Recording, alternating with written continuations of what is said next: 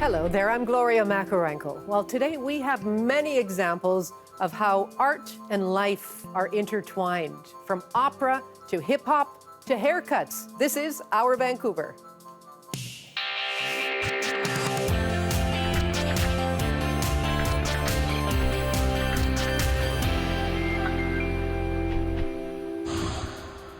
Coming up, our city's hip-hop scene is on a huge upswing. And the props are the point in the latest Cantonese opera. But first, cutting hair in solidarity with young women killed in Iran.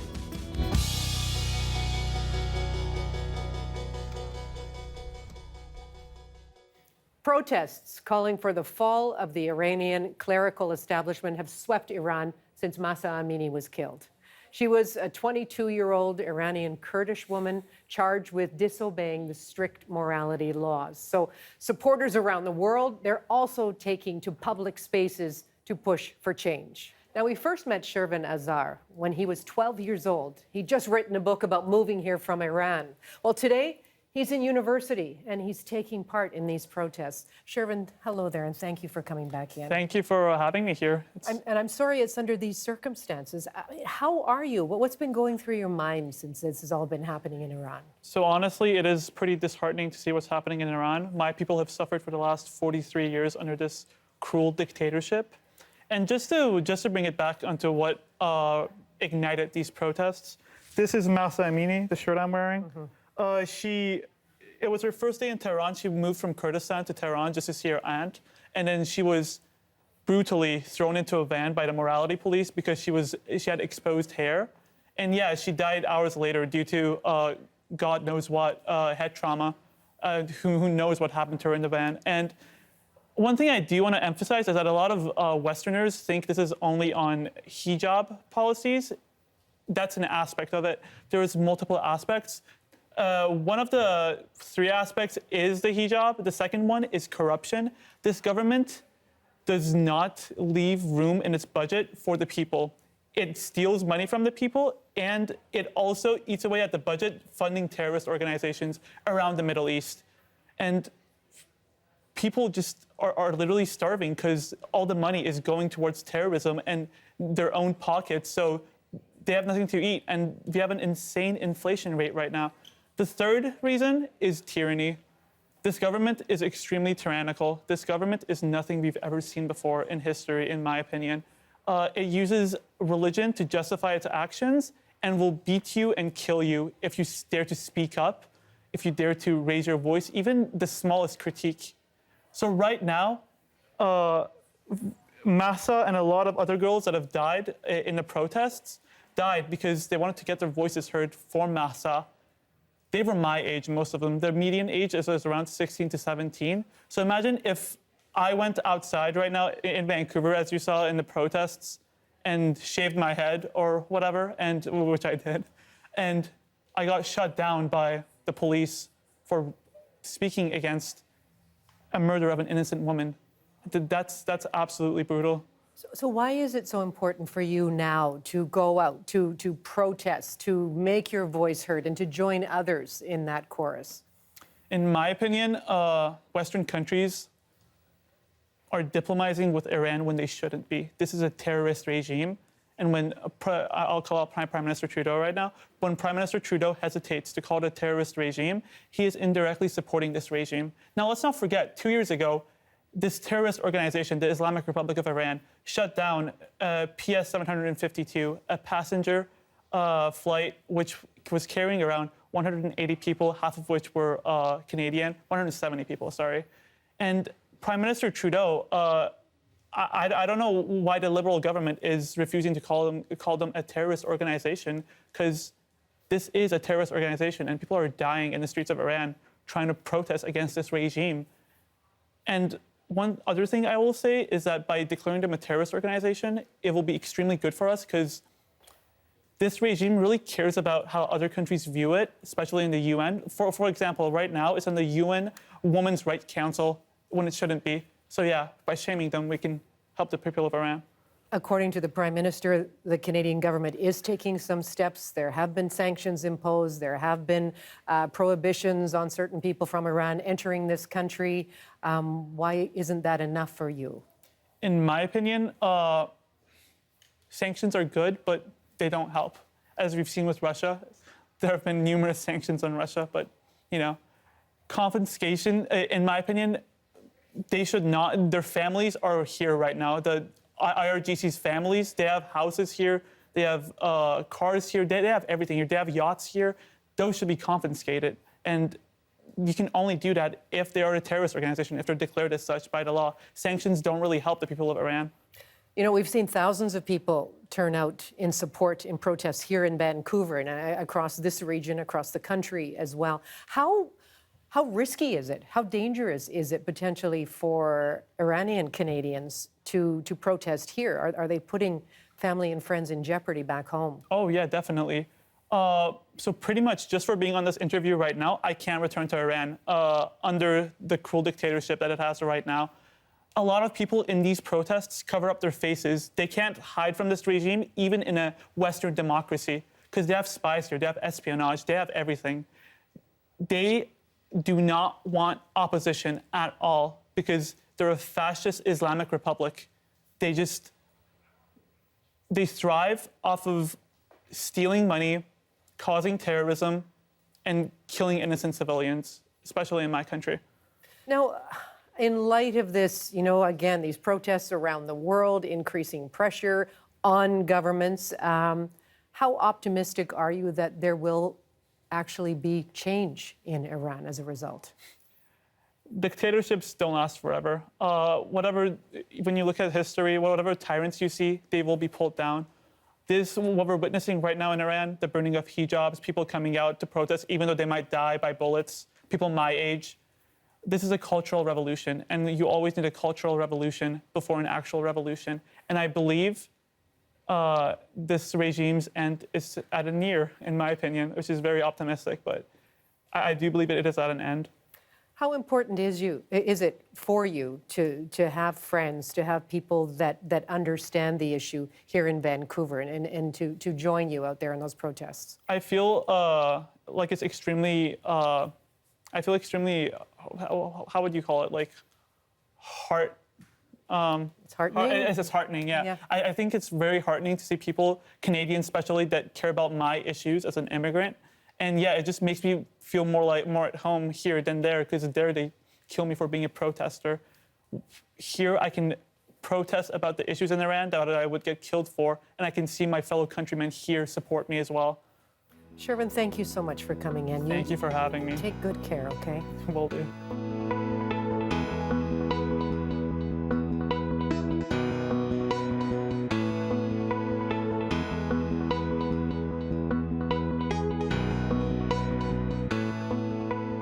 All right, time for one of our favorite features. This is where we get to showcase a number of the photographs that you send in. Let's start with this one. Monita Lam was taking advantage of the warm weather, took her camera to the shores of Deer Lake Park. Thank you, Monita, for sending us that image. Also, Kevin Beretta sent us a hummingbird up close and absolutely stunning. We love our hummers. What amazing detail in this one. Kevin, thank you. And finally, Yaskuto Todd gives us a Halloween feel in a good way with this image of our beautiful moon. She's in Kamloops. Wonderful stuff, Yaskuto. Thank you so much. And do send us more. You can email your photographs to us, bcphotos@cbc.ca. That's bcphotos@cbc.ca. Now, if you are out taking photographs, you may have brushed up against a blackberry bush or two. And while blackberry bushes, they may deliver sweet fruit, the plant is causing a serious problem in Vancouver Stanley Park. That's according to a group of staff and volunteers that are working to eradicate them from the area. And as they tell us, it's an important step to protect native plants. In the area we're standing, the blackberry has kind of grown physically on top of all of the native bushes, the salmonberry, thimbleberry. Eventually it will start shading them out so they're not getting any of the sunlight. It's also competing for nutrients in the soil. If left alone over a few years to a decade, the blackberry will pretty quickly be the only shrub in the entire area. It's bad for birds. Birds need food all through the summer and everything. The blackberry only has its berries pretty late in nesting season, whereas if this was an area of all thimbleberry, salmonberry, snowberry, things like that, they berry at different times each species, so the birds would have a more consistent food supply throughout their entire nesting season rather than just the tail end of it. Many invasive plants come from gardens. English ivy is a really big example of a garden plant that was and still is planted in people's gardens all the time and often escapes into parks nearby. There's a lot of invasive lilies in Beaver Lake, and we know those were planted in the 1930s. But today, if you go to Beaver Lake, you can hardly see the water. It's all lilies. We quite often get asked where the lake is when people are standing right next to it. For just Stanley Park, we can kind of have goals to remove all the invasives from certain parts of the park. Removing them from the entire park, especially within our small nonprofit scale, is pretty not feasible. But we can work on areas like this, and a lot of the sides of Lost Lagoon used to be a blackberry berm just like this one. And now you can see there's a lot more bush diversity. Blackberries are popping back in, so we come back, dig them out. But a lot of the lagoon is no longer completely dominated by blackberries. Quite often we go into a question of prioritizing specific areas that are more damaged or maybe more at risk, some sensitive habitats, things like that. Invasive Species Council of Metro Vancouver, Invasive Species Council of BC, they're all good resources that publish materials on what plants are invasive, what aren't, how to identify them. They send out notices for new plants that are found. That's how we know what to look out for. And joining community groups around, like we here at Stanley Park have our own community-based volunteering events, but there's tons of them all around Metro Vancouver and BC where you can get involved and actually do something about it as well. The Hockey Canada scandal has reignited the push to reduce toxic male behavior in sport. This is the latest in what's been a constant questioning of how we look at male behavior. Well, CBC Gem has a documentary all about this, and it's called Boys Will Be Themselves. Just watch. Boys and men are not supposed to cry. You can't wear pink or like bright colors like that. Men can't be sensitive or emote. Quit your whining, quit your crying. The stereotypical, I'm a man, I don't talk about my feelings, junk. Well, I feel to be like masculine, you need to play sports, be really strong, be like cool looking, I guess. Be the biggest, the baddest, the scariest, the one who gets all the girls. Like, you fly or you die, you know? Boys will be boys. I must have heard it 1,000 times growing up. But what do we actually mean when we utter these 4 seemingly harmless words? What are we actually saying? Aren't we essentially saying that there's a way we expect all boys to behave? What happens when they don't want to align themselves with that expected behavior? Or perhaps an even better question, what happens when they do? Where do these expectations come from? What do they say about us? How are they shaping the future? A few years ago, I co-directed this documentary about men's mental health in the Alberta oil patch. Weirdly enough, we have a society that considers it more socially acceptable for a man to be angry than to be sad. It's absurd. It's just an emotional expression of a state of suffering, and men are not being given the psychological tools or strategies to cope with it effectively. Ever since, I find I've been a little bit obsessed with unpacking the traditional expectations surrounding masculinity and manhood, starting with myself. This is me as a teenager. This is the basketball jersey I wore. This is me after a soccer tournament. I grew up in a very artistic, progressive household. I went to fine art school from kindergarten to grade 12.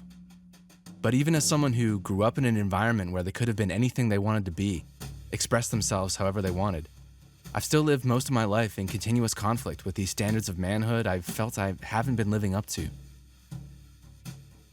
So to at least try to make sense of all this, I wanted to find out, what does the future of masculinity look like? How did we get here? And more importantly, where are we going?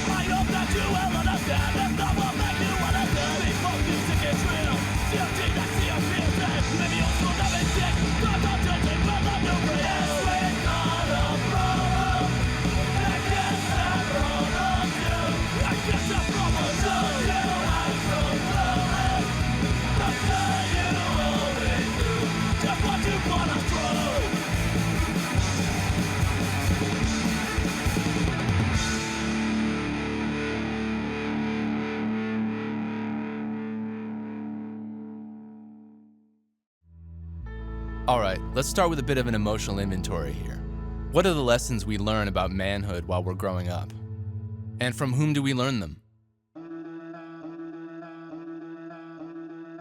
When it came to like male role models in my life, I had a really like wild kind of smorgasbord to like choose from. I had trouble grasping what masculinity kind of meant outside of what I seen in TV. So when you're looking at these old westerns, men were that strong, silent type, and you could drink and you could swear and you could fight, and that was completely acceptable. And in the 90s, it was all like Schwarzenegger, Sylvester Stallone, Jean-Claude Van Damme. Jay-Z. Power Rangers, Spider-Man, wrestling. My main male figure in my life, I guess, was my dad. My dad was very tough. There were a lot of times that I really didn't think that I was wanted. I loved the man, you know, and I didn't have much of his time. I was very much focused on work, around work and success, and I realized that he was carrying on traditions that he was taught by my grandfather. My dad was diagnosed with lymphoma in his last week. He was like talking about work the entire time. That was the last conversation you had with your dad was about It was about work, yeah. And honestly, like that's probably how he would have wanted it, you know? Like he was working until the last day. He was never reliant on anybody. He was never like a burden, which I think would have been his worst nightmare. And you know, one day he's working and the next day he's gone. Coming up, the science behind those fall colors. Johanna Wagstaff will join us right after the break.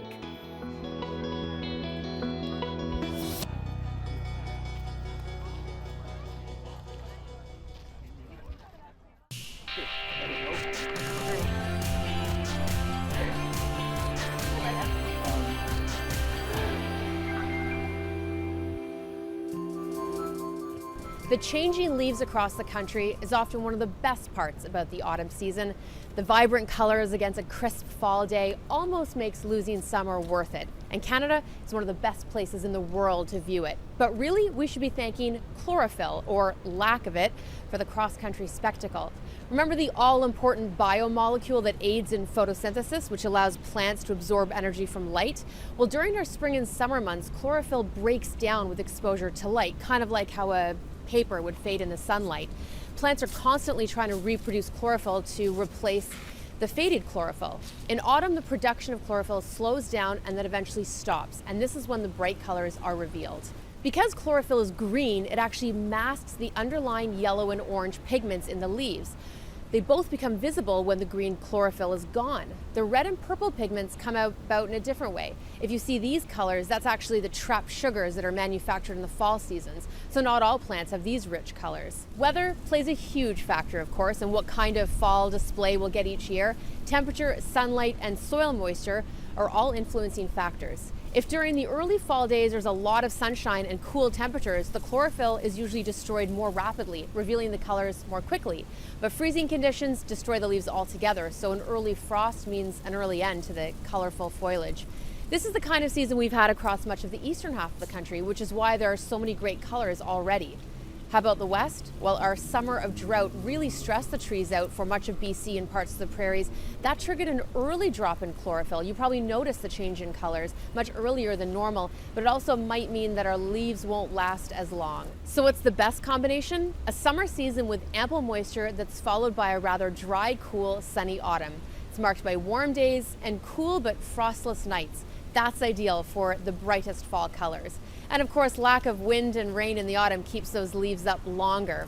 Now that's a lot of factors to come together, and every year offers a slightly different treat for this transitional season. And now, your Science Smart. If you have a science question on your mind, send me a tweet and I'll try to get it answered. Johanna, thank you so much. You're watching Our Vancouver. I'm Gloria Makarenko. So this is a sneak peek of the prop master's dream. The opera opens early November, and it tells the story of a real-life prop master with both Chinese and Indigenous roots. Well, Rosa Cheng is executive director of Vancouver Cantonese Opera. Welcome to our Vancouver, Rosa. So nice to have you here. Thank you, Gloria, and I thank you for inviting me to tell the story. So what about this story of this prop master? Where did this all originate? The story is about a dear friend of mine, Guan Wakwan, and he was born 1929 to a Chinese father and an indigenous mother. And then when he was about 1 year old, his father took him back to China. So he was grown up there, and he was also sent to apprentice in a Cantonese opera company. So then with a face of indigenous features, but he can sing Cantonese opera and perform Cantonese opera. And he also learned how to make props and backdrops. Wow, a real-life story brought to life on stage. So Yes. Tell me a little bit more about the melding of these two cultures and how they're represented in this work. The reason why I tell the story about Guan Wakwan is he is a very unique character. First of all, in real life, he was very nice, always smiling, friendly. And then also he knows everything about Cantonese opera. In Vancouver, there were at that time hardly any professional. But he was the only professional on backstage, and even on stage, he sometimes taught us some special arrangement on stage. In Cantonese opera, there's all kind of special arrangement on stage. So that's how we knew him. And also he is a person of many, many things you will be surprised. And also he taught like a mentor backstage. And he taught us how to sing some of the special part of the Cantonese opera. And also one time when we had a performance troupe come from Hong Kong, one of the scenes is a prison guard has to take the prisoner out on stage. And that involved special arrangement.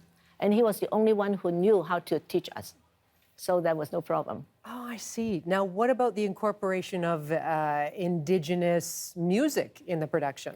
Yes, we are very lucky. We invited Peter Tam, our composer for the jazz music, and also he also collaborated with a lot of the indigenous artists, like drumming. He was involved in the drumming circle in Chilliwack, the Stolo people. So he has lots of friends. So he helped us. I see, and you've got one of the props with you here as well. Yes. This isn't something you would wear. No, this is for the birth mother of Guan Wakwan in the opera. Her name, Lucy. So this one, she will be wearing it when she was in a dream scene, singing a song to Wakwan when he was asleep in Chinatown, when he arrived in Chinatown.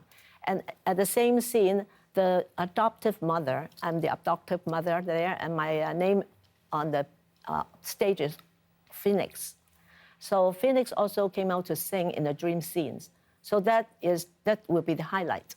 I see. And how do you feel about this role of Phoenix? This role of Phoenix I think it's very important because she is the one who brought up Wakwan, and she is also the one who taught her the Cantonese opera, how to be a good Cantonese opera performer and also a backstage prop masters. So that's eventually when Wakwan returned to Vancouver. So his only passion is Cantonese opera. So he always stayed in the Music Society in Vancouver. That's how I met him. I met him in 1993 in Chanhua Sing, the oldest musical society in Vancouver. He was sitting in the corner of the society and watching people practice. He was always quiet. The only thing when he became alive is on stage, in the backstage. So his passion is Cantonese opera. That's your passion too. Yes, that's mine. Rosa, before we let you go, would you please share with us some of the music from the opera? I would love to hear you sing. I'm going to sing the theme song in the dream scene when the two mothers appear in Wakwan's dream. So mine is going to be a Cantonese opera song. Thank you. 無用怕，我已無用怕，迷途難呼應，始終得見路途溪徑。獨行萬里難呼應，頓感笑別無奈暗淚盈。且憂涕淚嘆愁難靜，黎明欲曉曙光乍現，盼旭日初升。在逆境莫迷亂，自清明。轉變眾多應要勤打拼，迷途無遮怨，憂沮喪，親生母總會幻華困相應。Rosa Chang, congratulations. That is so beautiful. Thank you. Thank you. All the best with the opera, and thank you so much for sharing that today. Thank you for inviting me. Thank you.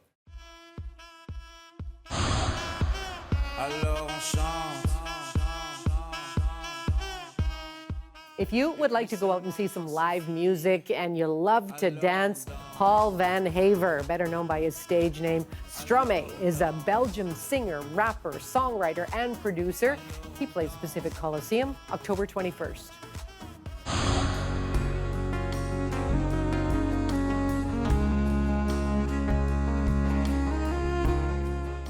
And Atlanta, Georgia's Zach Brown Band plays Rogers Arena on the same night, October 21st. Hey, I'm Grant Lawrence from CBC Music, here to let you know that we have reached another milestone in this year's Canadian Music Class Challenge. We are now accepting your video submissions. The Canadian Music Class Challenge is when we ask music teachers from across the country to teach students a Canadian song from our list, make a video of the performance, and send it to us, like this. I've got some real blessings to share around. Having you by my side makes it all worthwhile. We wait for the world to change. We wait for the world to change. Yeah, that's the grade 12 students from St. Roch Catholic School in Brampton, Ontario, with their socially distanced winning version of the Dominique Fils-Aimé song, While We Wait. The school placed first nationally last year in the senior vocal category, winning $3,000 in musical instruments for their classroom and a framed plaque for the trophy case. Congratulations to them and music teacher Mark McCallan. So far this year, schools from right across Canada have signed up for the Canadian Music Class Challenge, each choosing a song from our list to perform. And here are some of the most popular song choices this year. Mi mama gisagitin, mi papa ginanaskumtin. Mi akikosis utae ayan mistae gisagitin wow. I wanna live, I wanna give. I've been a miner for a heart of gold. It's these expressions I never give that keep me searching for a heart of gold. And I'm getting old. Love is an ice cream, that's for sure. Even if you're full, you can take a little more. I'll make you a paper heart just for being who you are. Friendship is a work of art.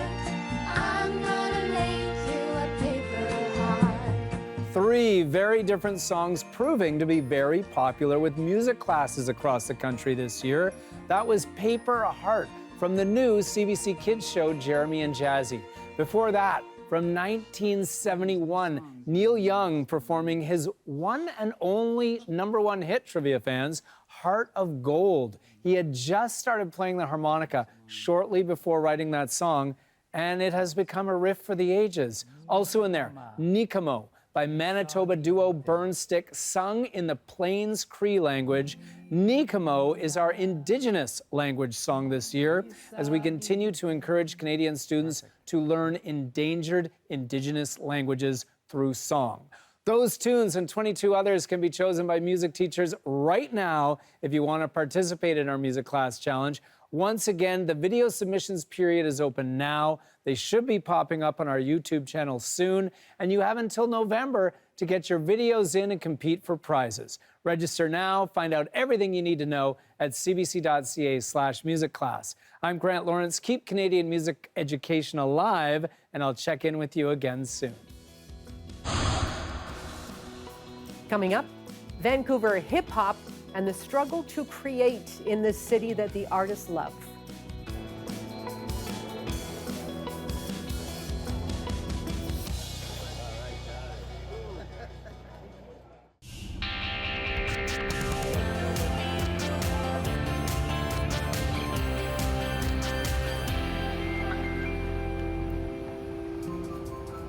You are watching Our Vancouver. I'm Gloria Makarenko.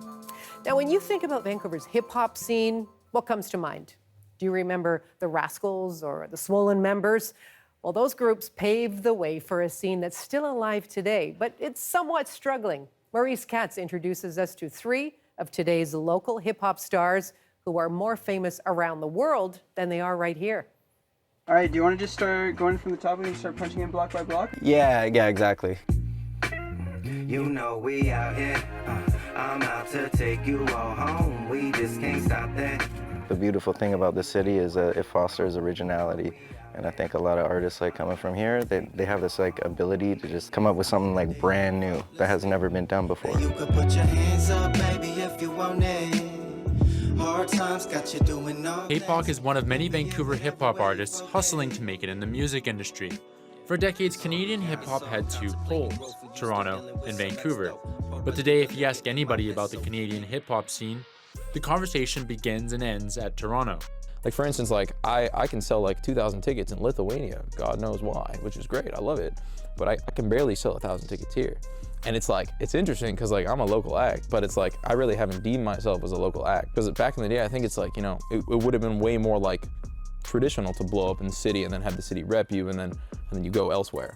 But I don't know. I mean, it's all work in progress. I really don't think anyone's repping Vancouver that hard. Yeah, like, that too. Really, like no one's like, and there. I mean, there's no Drake. There's no like, this is my city.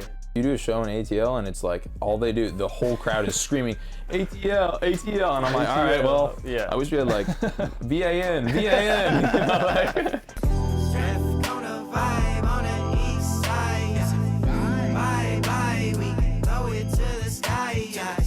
The Canadian hip-hop scene is synonymous with a singular figure, Drake.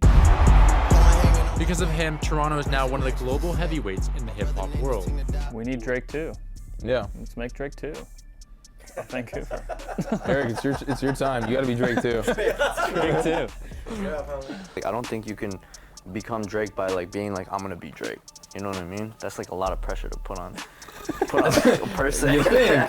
Did the math, I'm baby Johnny Cash. My girl gon' throw it back, that my life is cinemas. Get this, I was in Halifax, and the municipality put on a show and puts on a show every single Friday and Saturday for 16 weeks, and it's completely funded by the government, and it's just like exposing the audience and the community to cool music. And I was like blown away. I was like, Halifax has this? Like, why? Like, why are we buying golden bears and not investing in like culture? Jumping out of whip, shit cold. Watching my stepgram froze. Most my day spent alone. Same with my bro, he knows. All 4 of these artists are independent, meaning they don't have the financial backing of a record label. And the challenges of finding their own path towards success in Vancouver can be daunting. If you want to like network and like meet other artists, meet other like people in the industry, I think LA, New York, and like other places in like the States is probably like the best bet, even like Toronto. You know what I mean? But like just because the scene, there's no like labels here, there's no like network of like established groups of people. You know, like there are, but there's not many. It's like the same like 4 venues that people play at or whatever, and just like Probably less now because they all closed. I'm a spray dead, money running thin, I'm really banking on my. Do you feel like the hip hop scene in Vancouver could be better to kind of bring up more young artists? Making studio time more affordable would probably help quite a bit. Like, I mean, that's why everyone records with like USB microphones, right? Like no one can come here and use this stuff. It's not even the studio space. I feel like the people there, you need to pay people to be in these positions of power for people to come in and like do the thing and make it affordable for artists. I don't mean to be rude, but dang, you looking good like you. He 102. You. The greatest artists we know, it's like, did they have like a bunch of money? No, they were like slanging or like had like some label or something behind them. So if you want to find like the unique, you know, like the diamonds in the city, you can't just make it accessible for a very select few, you know? Feel that curve. Wow. All right, sounds pretty clean.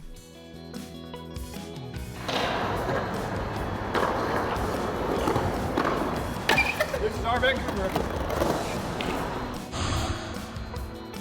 Coming up, a meaty conversation about a comfort food fit for the season.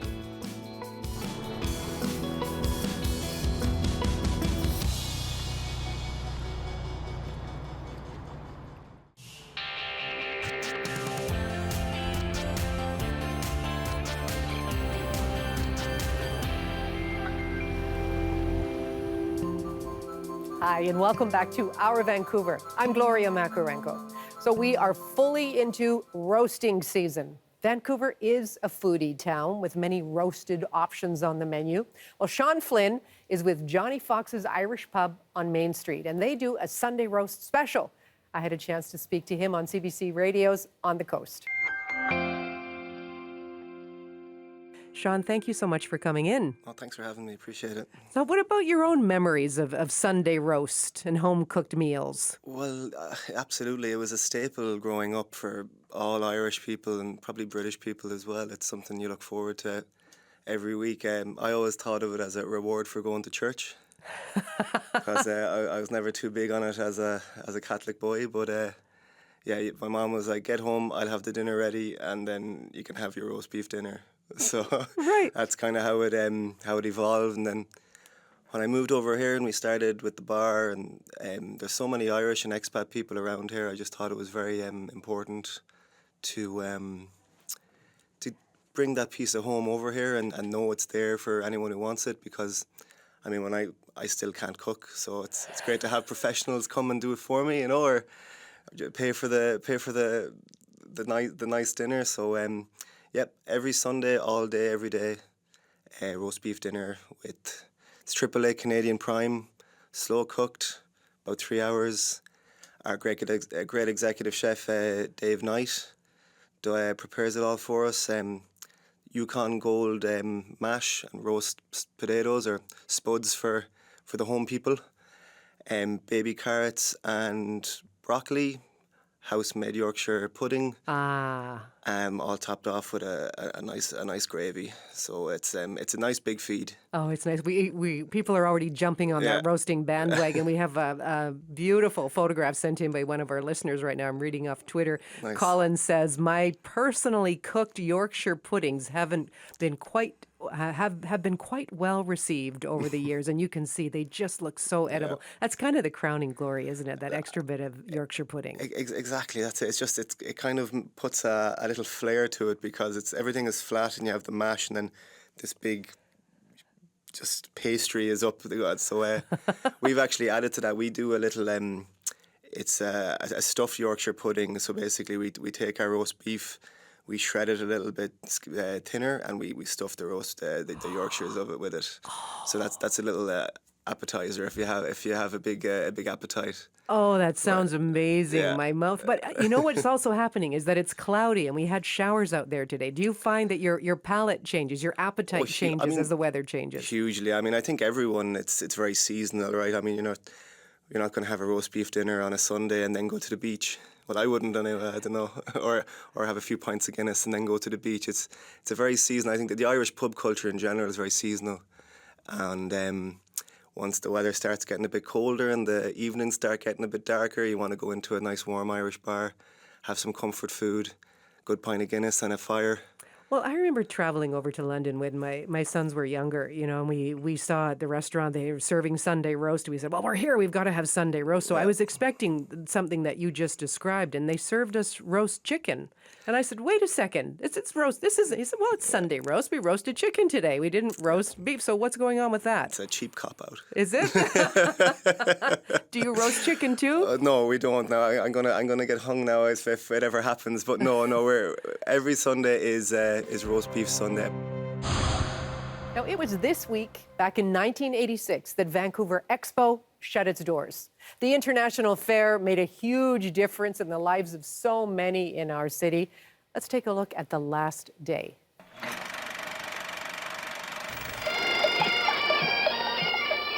This afternoon's closing celebration began with a series of parades.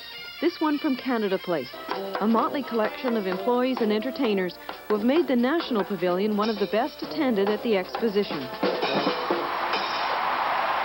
The closing ceremonies were held inside the dome at BC Place.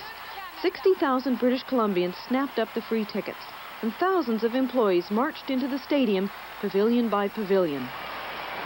And the best thing today was to hear that the pavilions of the USSR and the USA came in together.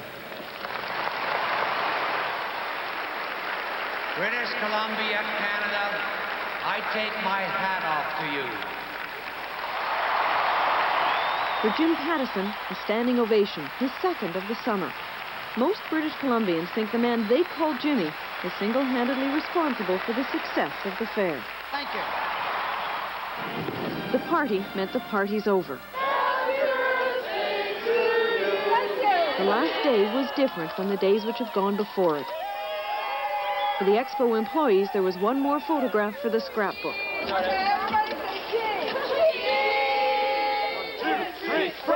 They were in a very good mood this morning, considering tomorrow they won't have a job. The gates opened for the 165th time, and at some point in the morning, the 22 millionth visitor walked in. Please remember to walk, have a big smile on your face, and enjoy your last day here at Expo. The last weekend was Expo's busiest, by far. More than 1 million people in the last 4 days. There were times fairgoers could hardly move. Now the debates have begun. Not about whether it was successful, but what kind of success it was. So just like the ticket takers, the bosses lined up to get their pictures taken. And then Pattison said goodbye.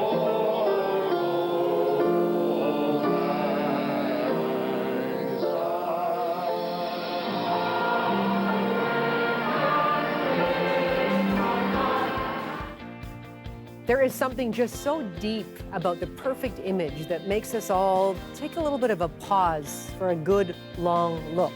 Yeah, a good photograph, it can bring out some emotion, it can bring out a different level of understanding, and that's why we have still photographers on staff here at CBC Vancouver. These are a few of what they saw this last week. And that's all for our Vancouver for this week. I hope you can join me weekday afternoons on CBC Radio 1 for On the Coast. Until then, bye-bye.